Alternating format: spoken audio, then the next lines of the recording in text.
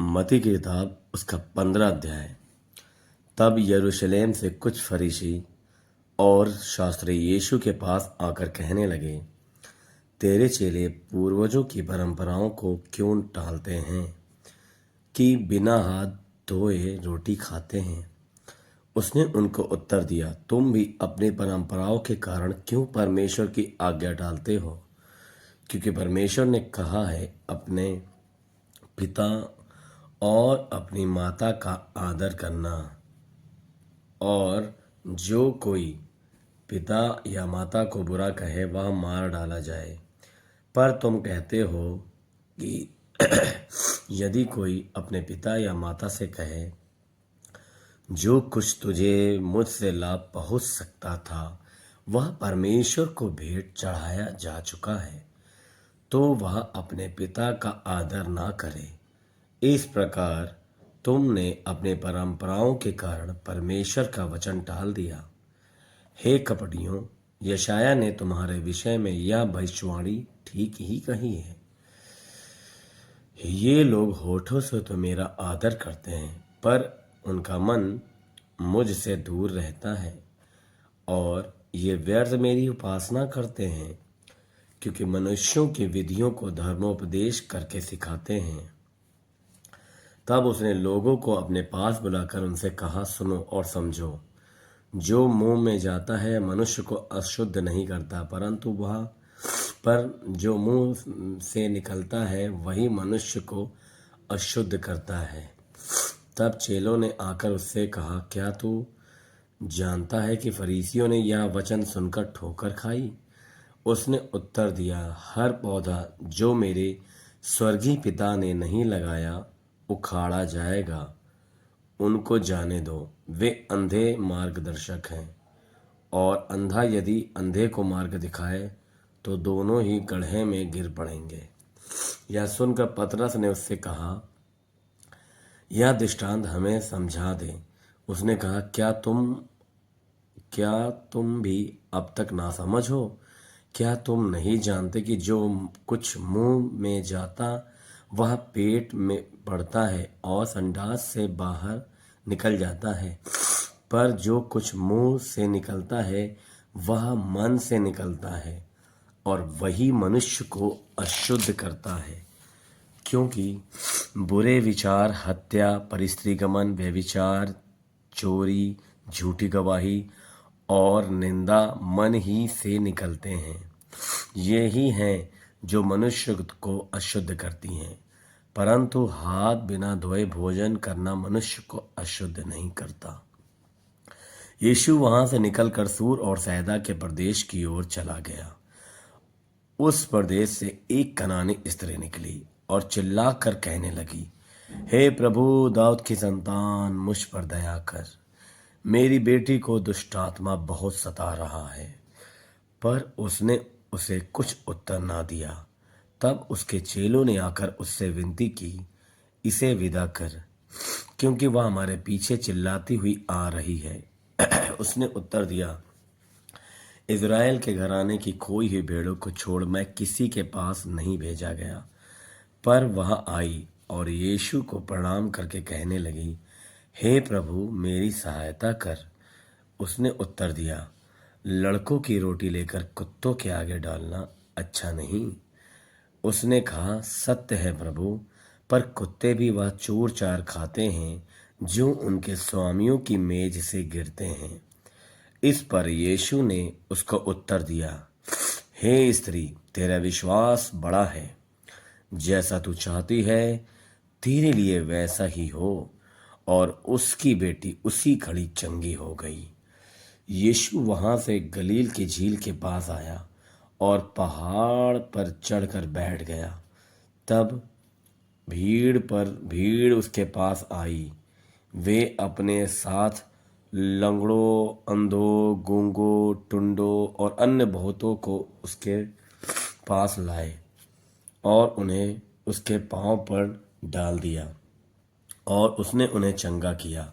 जब लोगों ने देखा कि गूंगे बोलते, टुंडे चंगे होते, लंगड़े चलते, अंधे देखते हैं, तो अचंभा करके इज़राइल के परमेश्वर की बड़ाई की।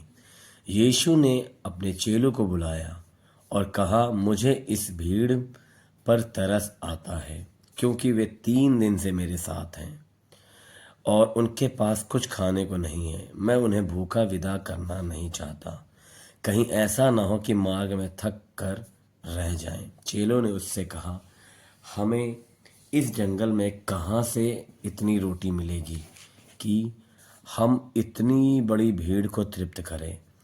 यीशु ने उनसे पूछा, तुम्हारे पास कितनी रोटियां हैं? उन्होंने कहा, 7 और थोड़ी सी मछलियां। तब उसने लोगों को भूमि पर बैठने की आज्ञा दी और उन 7 रोटियों और मछलियों को लिया और धन्यवाद करके तोड़ा और अपने चेलों को देता गया, और चेले लोगों को। इस प्रकार सब खाकर तृप्त हो गए, और चेलों ने बचे हुए टुकड़ों से भरे 7 टोकरे उठाए। खाने वाले स्त्रियों बालकों को छोड़ 4,000 पुरुष थे। तब वह भीड़ को विदा करके नाव पर चढ़ गया और मगदन देश की सीमा में आया। 16 अध्याय। फरीसियों और सदूकियों ने पास आकर उसे परखने के लिए उससे कहा, हमें स्वर्ग का कोई चिन्ह दिखा।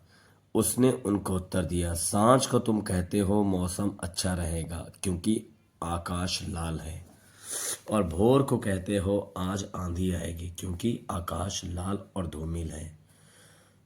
तुम आकाश के लक्षण देखकर उसका भेद बता सकते हो, पर समयों के चिन्हों का भेद क्यों नहीं बता सकते?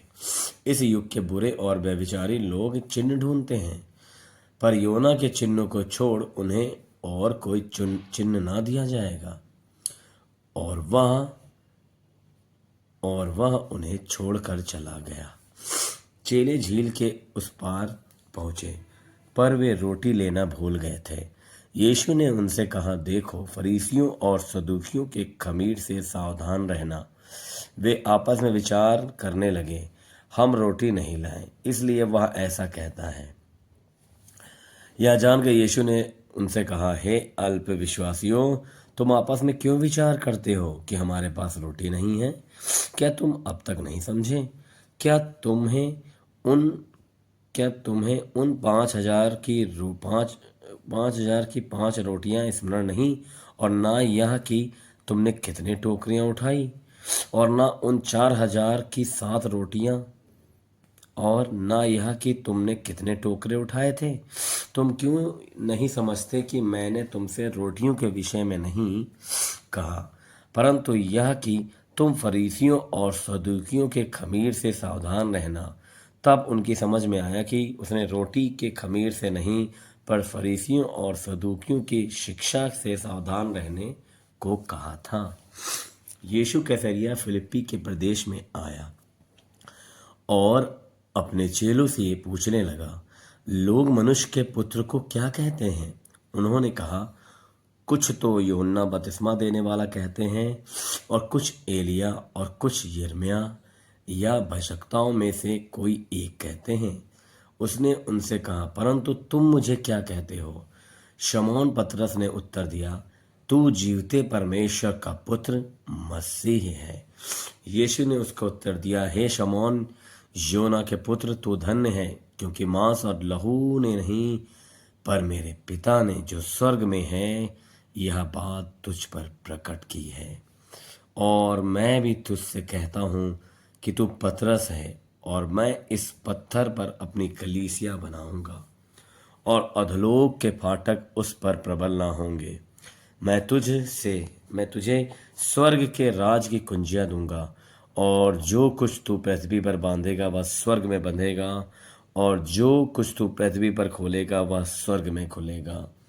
तब उसने चेलों को चिताया कि किसी से ना कहना कि मैं मसीह हूँ।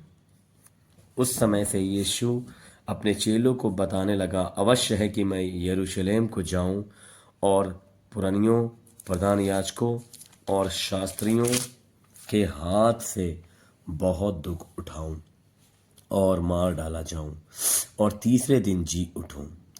इस पर पतरस उसे अलग ले जाकर झिड़कने लगा, हे प्रभु, परमेश्वर ना करे तेरे साथ ऐसा कभी ना होगा। उसने मुड़कर पतरस से कहा, हे शैतान, मेरे सामने से दूर हो जा, तू मेरे लिए ठोकर का कारण है, क्योंकि तू परमेश्वर की बातों पर नहीं परंतु मनुष्यों की बातों पर मन लगाता है। तब यीशु ने अपने चेलों से कहा, यदि कोई मेरे पीछे आना चाहे तो अपने आप का इनकार करे और अपना क्रूस उठाए और मेरे पीछे हो ले।